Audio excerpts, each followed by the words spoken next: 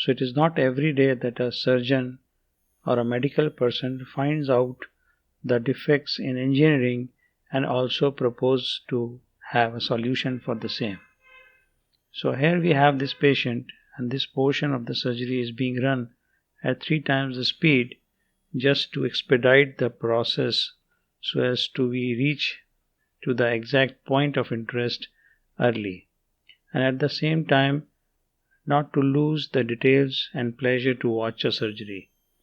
So this was a cataract nuclear grade 3 being planned for phacoemulsification, and as usual the capsular excess has been completed, and now the nuclear disassembly using horizontal chop technique is being performed. So my choice is that you keep on rotating and keep on fragmenting the lens nucleus till you have the pieces which are sizable to be consumed using emulsification. And in this process, when the pieces start coming out of that sort of jigsaw puzzle created by cracking the nucleus, I start consuming them. So it's a straightforward case, not much of difficulty, except that we can see that there's some amount of conjunctival chemosis which is creeping up in the nasal part of the conjunctiva. The surgery, that is the nucleus removal, has been completed, and now we are here to remove the cortex. So even this is not a very difficult task. The majority of the cortex is already been mobilized. So now coming on to the point where the event occurs, and this is the point where the IOL is being injected. And we will see the IOL will go very smoothly inside, and this is Orolab EV IOL which comes preloaded. And watch, now the plunger is stuck inside and it is difficult to pull it out. It came out but with some effort and a jerk. And that made me think that what is going on?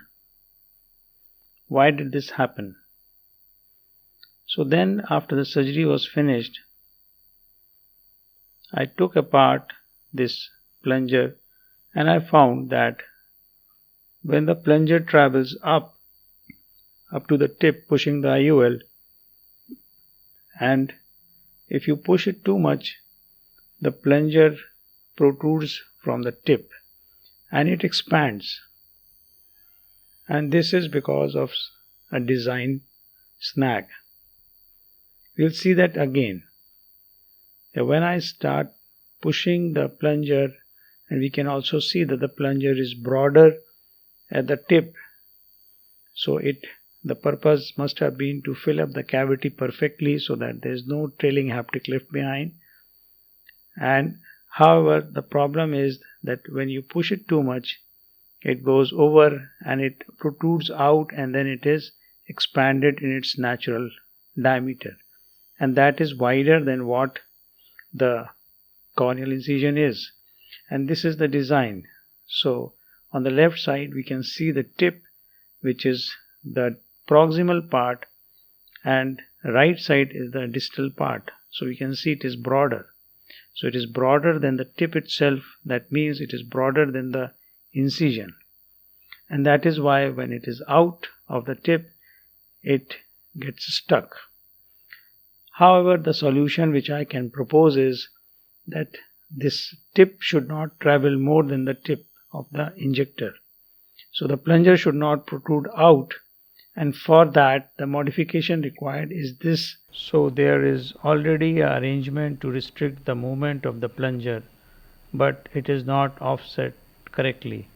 So there should be a little more limitation to the movement of the plunger so that the plunger doesn't protrude out and expand and cause this snag.